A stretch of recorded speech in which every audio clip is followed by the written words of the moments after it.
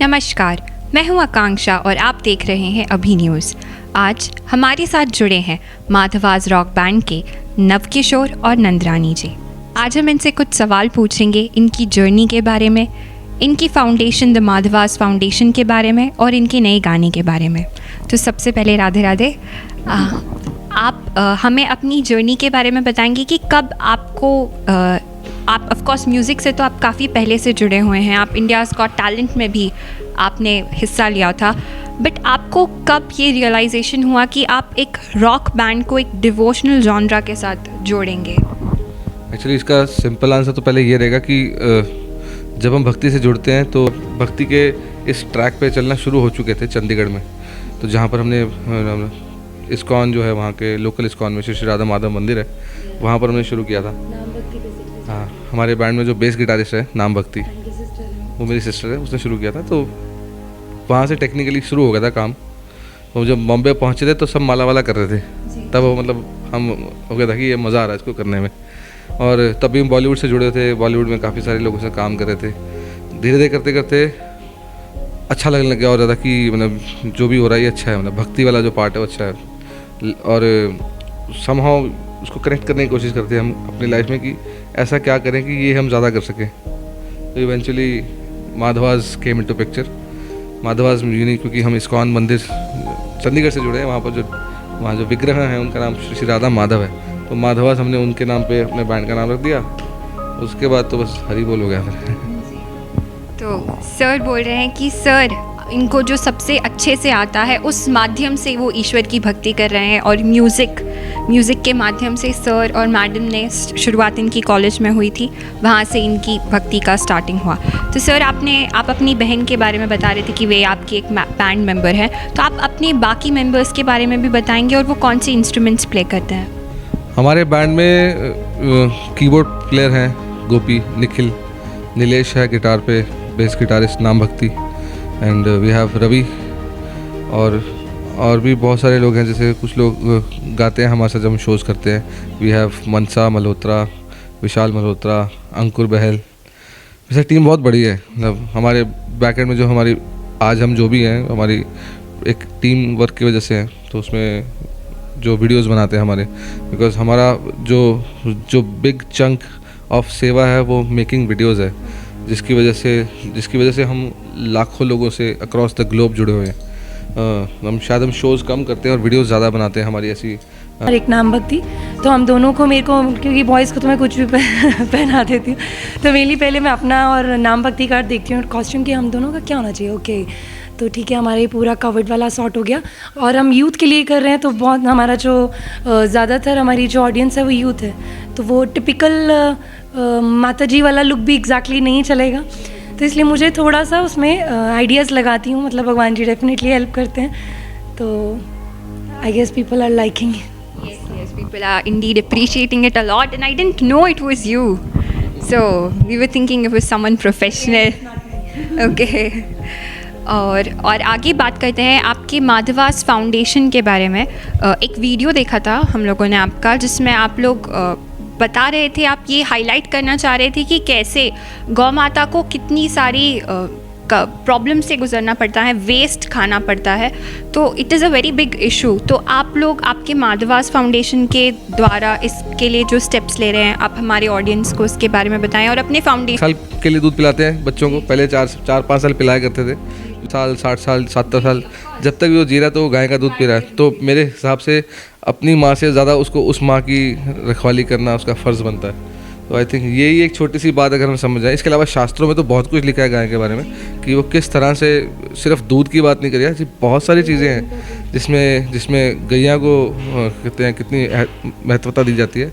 कृष्ण की तो अति प्रिय है गैया, ठीक है, जिसको खुद भगवान, तीनों लोगों के स्वामी, और पता नहीं कितने और लोग जिनको हम नहीं जानते, उन लोगों के स्वामी। हमारी जो डिज़ायर थी वो यहाँ रहने की नहीं थी, आज भी रहने की नहीं है। हम यहाँ रह नहीं रहे हैं, हम यहाँ पर सेवा कर रहे हैं। तो अगर हमने तो भगवान को बोल रखा है, अगर एक भी दिन या एक भी मोमेंट हमारे दिमाग में ये आ जाए, मन में अगर इच्छा आ जाए कि हम यहाँ बड़ा मज़े से रह रहे हैं, निकाल देना लात मार के यहाँ से। क्योंकि जिस दिन हमने सोच लिया कि हम यहाँ रहने के लिए आए हैं, तो वी डोंट डिज़र्व। हम यहाँ तो अगर पैदा हुए तो बात अलग होती, but we don't belong here, we just here to serve. तो जब तक सेवा कर रहे हैं तब तक रखना, अगर लगे कि हाँ भी हम सोच रहे हैं ऐसा कि तुम मस्ती मारने के लिए आए तो भगा देना यहाँ से, ये हमारी डिज़ायर है। तो आप वृंदावन धाम में सेवा करने के लिए आए हैं, काफ़ी अच्छा आपकी सोच है, काफ़ी अच्छे आपके विचार हैं। तो आपके माधवास फाउंडेशन के बारे में बताइए कि आप इससे जी आप अपने माधवास फाउंडेशन के बारे में हमें ज़रा और बताइए, आपने कब स्टार्ट किया था एंड कितने लोग जुड़ चुके हैं इससे, और क्या क्या आप इससे किस किस को हेल्प करने की कोशिश कर रहे हैं? ये सेवक का दूसरा काम है, वो कुछ शुरू खुद नहीं करते, सब मालिक शुरू करते हैं। वो हमें बताते हैं क्या करना है, हम सिर्फ उसको इनिशिएट करते हैं। जब हम परिक्रमा रोज़ कर रहे थे तो हम मैं पकड़ूँ आपको कंप्यूटर। तो जब हम परिक्रमा करते थे रोज़, तो तब हम आए थे वृंदावन और हमने परिक्रमा मार्ग पे बहुत सारे बाबा लोग देखे। तो जब हमें पता चला लॉकडाउन लग रहा है, तो एकदम से दिमाग में आया कि चलो हम लोग तो किस तरह मैनेज करेंगे, और ये सब लोग तो टेंपल में खाते हैं, अब सब टेंपल जो बंद हो रहे हैं तो ये कैसे खाएंगे। तो फिर मैंने इन्हें बोला कि क्या हम बना सकते हैं, कहते कि मैंने कहा कुछ हम बना के दे सकते हैं इनको। कहते लेकिन बाहर तो लॉकडाउन है, तो हम कैसे जाएंगे बाहर, तो ये बहुत रिस्की भी हो सकता है। तो एक ऐसे ही कैजुअल सा वीडियो हमने ऑडियंस, हमारे जो पूरी फैमिली है, यूट्यूब फैमिली, फेसबुक फैमिली, तो उनको हमने एक वैसे ही छोटा सा कैजुअल वीडियो बनाया। उसमें बोला कि अगर हम अपने घर से कुछ इनके लिए बनाते हैं तो जो लोकल अथॉरिटीज़ हैं वो हमें परमिशन देंगी इसके लिए, तो कुछ हम ऐसा कर सकते हैं। सिर्फ हमने इतना बोला और नेक्स्ट डे हमने बनाया था 90 लोगों के लिए खिचड़ी बनाई थी। हमारे पास 3 कुकर थे क्योंकि हम तभी शिफ्ट हुए थे, तो उसमें हमने खिचड़ी बना के बॉक्सेस में डाल के रख ली, क्योंकि किसी ने बोला कि नहीं शायद प्रॉब्लम नहीं होगी। और नेक्स्ट डे से ही मतलब पूरे वर्ल्ड से कह लीजिए कि सभी डिवोटीज एक साथ, जिसको बोलते हैं ना कि हाँ हमने मांगे, वही हमने तो बस ये पूछा था कि परमिशन मतलब पॉसिबल है, मतलब हम कर सकते नहीं, तो मतलब ऐसा लग रहा है कि कुछ प्लान चल रहा है कृष्णा का। एक्चुअली मुझे अभी याद है हमारे फैंस में से मम्मी को सरप्राइज, बच्चों को सरप्राइज, वैसे हमारी ऑडियंस जो है वो हमारी फैमिली है, तो उनको सरप्राइज देना तो हमारा ये रिलेशन है बहुत ही मज़ेदार है कि आप गेस मारते रहो, और जब गाना जब रिलीज़ होता कहते ओ यार ये तो कुछ और ही निकला मतलब सोचा कुछ और था, तो इस तरह का रहता है। तो हमने अभी रिलीज़ किया है इस महीने मैंने 2-3 गाने रिलीज़ किए हैं। होली पे रंग बरसे सॉन्ग रिलीज़ किया है, और फिर आली मोहे लागे वृंदावन निको, जो कि मतलब एक्स्ट्राऑर्डिनरी लेवल पे ही चला गया। हमने सोचा नहीं था कि मतलब उसको इतना प्यार देंगे, forget about the world, Vrindavan से इतना प्यार मिलेगा उस गाने को हमने कभी इमेजिन नहीं किया था। तो यहाँ पर अभी ऐसा हो गया कि हम परिक्रमा भी कर रहे थे, यहाँ ब्रजवासियों को छेड़ने का स्टाइल होता है, तो वो जब आप निकलते हो ना तो पीछे से गाना लगाते हैं आगे से नहीं, जब निकलेंगे आली री मोए तो हमें समझ आती है कि हाँ भाई। स्कूटी पे भी जा रहे थे, यहाँ से चलते चलते लोग आली री अपनी कहाँ आली री अच्छा लगता है बड़ा। तो अभी हमने राधे राधे एक चैंट है, क्योंकि यहाँ पर कुंभ मेला वैष्णव बैठक हुई थी, तो उसमें हमने वहाँ की झलकियाँ उस वीडियो में दिखाई हैं। हम कोशिश करते हैं सिर्फ उसको एंटरटेनिंग ना रखें, किसी भी चीज़ को थोड़ा एजुकेशनल भी हो, थोड़ा इंस्पिरेशनल भी हो। तो उसमें हमने यहाँ पर कुंभ में जो एक्टिविटीज़ होती है उसको कैप्चर करने की कोशिश की है। साथ में राधा रानी के चैंट्स उसमें हमने डाले हैं। कल ही रिलीज़ किया और ऑलरेडी 1 लाख लोगों से ज़्यादा देख चुके हैं। ऑलरेडी बहुत ज़्यादा प्यार आ रहा है सबका। मेले की बात कर रहे थे, मथुरा में कुंभ भी हुई थी बीते महीने, 27 मार्च को ख़त्म हुई है, तो शायद ये आपका फर्स्ट एक्सपीरियंस रहा होगा, काफ़ी सालों में होती है। तो आप हमारे दर्शकों को इसके बारे में बताएंगे कि आप दोनों का कैसा रहा एक्सपीरियंस कुंभी का? आपने नदी को देखा, नदी यमुना नदी, और इतने सारे संत आए थे। ये 12 साल में एक बार होता है, तो सच में एक तो हमें ऐसी कई चीज़ें हमें यहाँ पर आके पता चली हैं जो वृंदावन में पहले कभी सुनी नहीं थी, क्योंकि हम 1 दिन के लिए 2 दिन के लिए आते हैं, इतना क्या इन्फॉर्मेशन मिलेगा। लेकिन यहाँ पर रह के देखा है तो यहाँ के बुजुर्ग बताते हैं, कहते हैं मैं पहला इतना सा था जब कुंभ हुआ था, फिर मैं इतना हुआ तब कुंभ हुआ था, अब मैं इतना होगा जब कुंभ हो रहा है। तो मैं सोच रहा हूँ अगली बार 12 साल के बाद आएगा। But anyways it was really nice, बड़ा अच्छा एक्सपीरियंस था। और कोरोना के चलते भी यहाँ की प्रशासन की भी दाद देनी पड़ेगी कि काफ़ी अच्छे से मैनेज किया, काफ़ी मतलब कम टाइम में कितना कुछ खड़ा करना बहुत आसान, क्योंकि हम रोज़ परिक्रमा करते तो हम रोज़ देख रहे थे क्या क्या चीज़ें हो रही हैं। तो वी वर वेरी एक्साइटेड। तो भगवान की कृपा से हमको भी साधु संतों की सेवा करने का मौका मिला। हमारी पूरी यूट्यूब कम्युनिटी, फेसबुक, इंस्टाग्राम पर जितने लोग हैं सब ने कंट्रीब्यूट किया, और हमने डेली मिल्क सेवा करी वहाँ पर साधुओं की, और उसके बाद प्रसादम सेवा करी। और जब यहाँ कुछ शुरू हो जाता है वो ख़त्म नहीं होता मतलब अब हमने मिल्क सेवा जो करी थी उस तब से वो अभी भी चल रही है। कुंभ ख़त्म हो गया, लेकिन लोग कहते हैं अब दूध नहीं बंद होना चाहिए। तो अभी हमने यहाँ पर परिक्रमा मार्ग पे ऑफिस लिया है माधवास के नाम से, फाउंडेशन के नाम से। सुबह 7:30 बजे वहाँ पर रोज़ दूध उसमें एकदम पूरा बादाम डाल के एकदम केसर वेसर मार के वो 7:30 बजे सेवा चलती है। और प्रसादम भी दोपहर को लंच प्रसादम बनता है, और सेवा करने जाते हैं हम सभी। तो कुंभ मेले में आपको मैं बता दूं कि काफ़ी दूर दूर से बाबा आते हैं, दर्शक आते हैं, जो श्रद्धालु होते हैं वो आते हैं। तो क्या आपने कोई नागा बाबा या कोई ऐसे बाबाओं को देखा? आपका फर्स्ट एक्सपीरियंस रहा होगा क्या? आपका कैसा कोई पाला पड़ा, कोई इंटरेस्टिंग एक्सपीरियंस आप हमारे ऑडियंस के साथ शेयर करना चाहेंगे? ऐसे सुना है कि मतलब कुछ बाबा जी जैसे होते हैं, मतलब गुस्से टाइप के होते हैं, है ना, और मतलब कुछ गलती हो जाए आपसे तो वो श्राप दे देंगे इस टाइप के। लेकिन हमारा ऐसा एक्सपीरियंस नहीं हुआ ऐसा एक्सपीरियंस नहीं। हाँ, हमने तो वीडियो में बाबा जी के साथ डांस वांस किया, और मेरे को तो छेड़ने की आदत है सबको, मतलब वैसे ही। हाँ, इनको डराने की बहुत बुरी आदत है। कोई बैठा होगा ना तो ऐसे जाके ऐसे करा देंगे तो वो तो इसलिए मैंने एक बाबा के साथ भी ऐसा किया था, लेकिन वो बहुत क्यूट थे तो वो सामने से डांस करने लगे इनको देखे। तो ये साधु संत लोग बहुत प्यारे होते हैं, बहुत क्यूट होते हैं, क्योंकि मतलब इनकी ज़िंदगी में क्या है, एक ही चीज़ है कि वो अच्छे फैंस हैं जो मिलना चाहते हैं, उनसे मिलना चाहते हैं। न्यू पीपल कम एंड नए नए लोग आ रहे हैं जिन्होंने कभी परिक्रमा नहीं करी, जो जानते नहीं है, वो लोग करने आते हैं। आए परिक्रमा नहीं की। हाँ, अब ऐसे भी लोग हैं जो बोलते हैं कि हमने आपकी वीडियो देखी इसलिए हमें पता लगा कि परिक्रमा भी होती है, तो हम स्पेशली परिक्रमा करने आए तो हैं। गोवर्धन की परिक्रमा मोस्टली लोगों को मालूम है, वृंदावन की नहीं मालूम। तो कहते हैं अच्छा यहाँ की भी होती है। हमने कहा हाँ होती है, जाओ। तो हमारी रफली अराउंड 189 हो गई हैं। देखो बस जब तक भगवान कृपा करते रहेंगे, बरसाते रहेंगे, तो हम चल रहा है शरीर भगवान की सेवा में लगाते रहो। अच्छा लगता है। मुझे मुश्किल होता है सुबह सुबह उठना कभी कभी, क्योंकि हमारा बहुत शेड्यूल ऐसा रहता है। कभी कभी हम 12 बजे सो रहे हैं रात को और लेट हो गए तो सुबह ये मुझे उठाते हैं, तो बोलते हैं, मैंने कहा आज शायद नहीं जब नहीं कल को तो हमने अपडेट नहीं किया, बहुत सारे लोग आ सकते हैं मिलने। तो मैं सोचती हाँ मिलने तो आ सकते हैं। और जिस दिन मैं ऐसे बहुत टालम टाली करी थी उसी दिन बहुत सारे आते हैं, फिर ऐसे देख रहे थे कि देख कितने सारे मिलने आए, ये सब बेचारे ऐसे कर। मैंने कहा हाँ थैंक यू। कभी 2 बसेस 3 बसेस भर के लोग आए होते हैं। आप अपने स्केड्यूल के बारे में बता रही थी कि आपको 12 बजे तक लग जाते, तो आप सुबह उठते कितने बजे हैं? आप इतनी सेवा करते हैं, आप अपना म्यूजिक, ओ वाह, 3 बजे, बस 3 बजे उठ जाते हैं। Sometimes, not every time, sometimes. नहीं ऐसा नहीं है, हम रेस्ट लेते हैं, बॉडी को जो रेस्ट लेना, हम कोई ऐसे चमत्कारी बाबा के लेवल पे तो नहीं है ना, हम एक साधारण से लोग हैं, और जो चीज़ ज़रूरी है वो करते हैं। हम नॉर्मल लाइफ जीते हैं, रेस्ट करते हैं जब भी टाइम मिलता है। हाँ, थोड़ा कम मिलता है, और जो हमारा काम है थोड़ा ज़्यादा टायरिंग है, शूटिंग वगैरह ये इतना इजी भी नहीं है, थोड़ा मुश्किल है।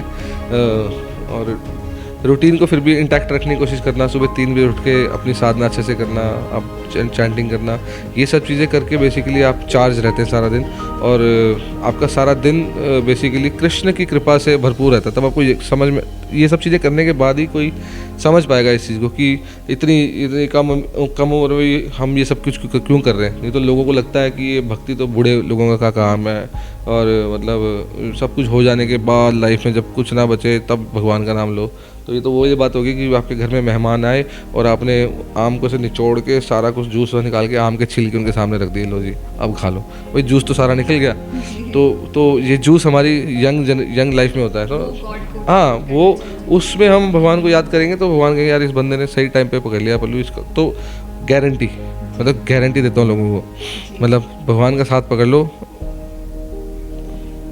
सॉर्टेड। तो आपका काफ़ी अच्छा मैसेज है लोगों के लिए कि instead of going at that ripe age, बुढ़ापे में जाके अगर आप ईश्वर भक्ति करें, आप अभी से स्टार्ट कर लें। जी, लोग नहीं एंटरटेन करते, अपने माँ बाप को नहीं एंटरटेन करते, भाई बुढ़ा हो गया तू जा यार सटिया आ गया है, आप सोच रहे भगवान आपको एंटरटेन करेंगे तब बात होगी यार। तो क्या आप लोगों के अंदर, दोनों से ये सवाल है, क्या आप दोनों के अंदर बचपन से या लाइक तभी से कोई स्पिरिचुअल था, ऐसे स्पिरिचुअल कनेक्शन वही कि सबकी लाइफ में कुछ ना कुछ कनेक्शन रहता ही है। मैं ऐसा नहीं कहूँगी, क्योंकि हमने देखा हमारे कल्चर ऐसा है कि बचपन में ही दिखता है कि हम दीप जला रहे हैं, माँ बाप बच्चों को टेंपल लेके जा रहे हैं, अपना जो भी फेस्टिवल्स आते हैं सब बताते हैं। तो कल्चर तो मेरे ख्याल से हमारे बचपन में सब पेरेंट्स ने हमें ये सब चीज़ों के लिए हेल्प की थी। कल्चर भी क्या, भगवान ये मौका सबको देते हैं, सबको देते हैं यार। अब आपके ऊपर है कि आप उसको इनकैश कर लो या ना करो। जिसने कर लिया उसकी लाइफ में उसको पता चल जाएगा क्या डिफरेंस हो रहा है। कि हम सब, हमारे अंदर टैलेंट था तो इसलिए हमने यही पिक किया। मेरे अंदर तो टैलेंट था ही नहीं, मतलब मैं I am not from musical background, तो मेरे घर में सभी कोई डॉक्टर कोई इंजीनियर ऐसा है, तो मैं भी इनफैक्ट इंजीनियरिंग ही कर रही थी। तो उसमें जब मुझे पता चला कि बैंड है, उसमें मैं कुछ मुझे तो गाना भी नहीं आता था तब, जब मैं बैंड मैंने ज्वाइन किया था, समहाउ मेरी आवाज़ इनको अच्छी लगी तो इन्होंने बोला कि हाँ you can join our band. तो उस वक्त मुझे हुआ कि अच्छा कुछ तो करना है, हैं। और मैंने कहा कि उस वक्त मैं टेंपल पे जाना शुरू हुई तो मुझे हुआ कि मेरे को चैंटिंग भी करनी है, भगवान का नाम भी लेना है। अगर मैं चली गई इंजीनियरिंग फील्ड में, मतलब उसी को ही आगे परस्यू करती हूँ, तो मुझे बहुत ज़्यादा मुश्किल होगा, क्योंकि उसमें मैं 3-3 दिन तक असाइनमेंट्स पूरी करते करते सोने को नहीं मिलता था, बहुत ज़्यादा। तो हमारी लाइफ में कभी ऐसा टाइम आता है जब हम अपनी जो जॉब है उसका भी सिलेक्ट कर सकते हैं कि जिसके बीच में आपकी भक्ति भी मैनेज हो जाए। मतलब बहुत ज़्यादा ऐसी नहीं कि आप सोने को नहीं मिल रहा, आप पूरा दिन 3-3 दिन रात आप जाग रहे हैं, कुछ नहीं कर पा रहे। तो उस वक्त मैंने पिक किया था कि हाँ, यहाँ पे मैं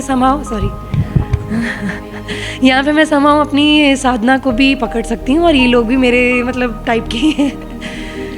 तो ऐसा हुआ था। बाकी पापा आपको भगवत गीता पढ़ाते थे, वही अपॉर्चुनिटी यहाँ की जब हम ऐसा सोचने की कोशिश करते हैं ना कि हाँ देखा कितना अच्छा चल गया ना ये वाला भजन, तभी वो याद दिलाते हैं कि बेटा ये तुम नहीं थे।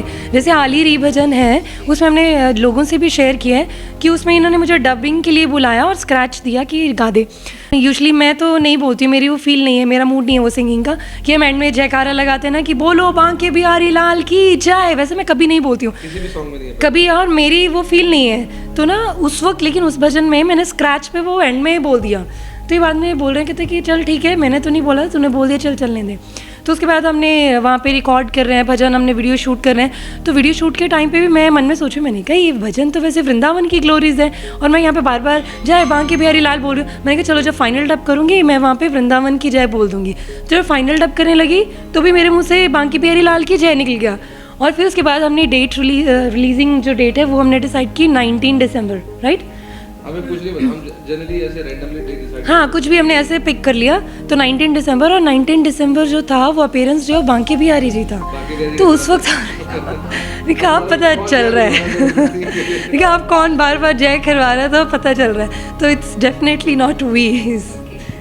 Okay, so thank you. आप लोगों से मिलके, आप लोगों से सवाल करके, आप लोगों की जर्नी के बारे में जान के बहुत अच्छा लगा। उम्मीद है हमारी ऑडियंस भी काफ़ी इन्जॉय करेगी आपके इंटरव्यू को। तो थैंक यू, राधे राधे। विश्व स्तरीय चिकित्सा सुविधाओं से युक्त JP diagnostics radiology and pathology centre, Mathura का पहला complete radiology and pathology diagnostic facility से सुसज्जित। Doctor Deepak Agrawal and doctor Nidhi Agrawal, JSR tower, Govardhan crossing, NH 90, Mathura.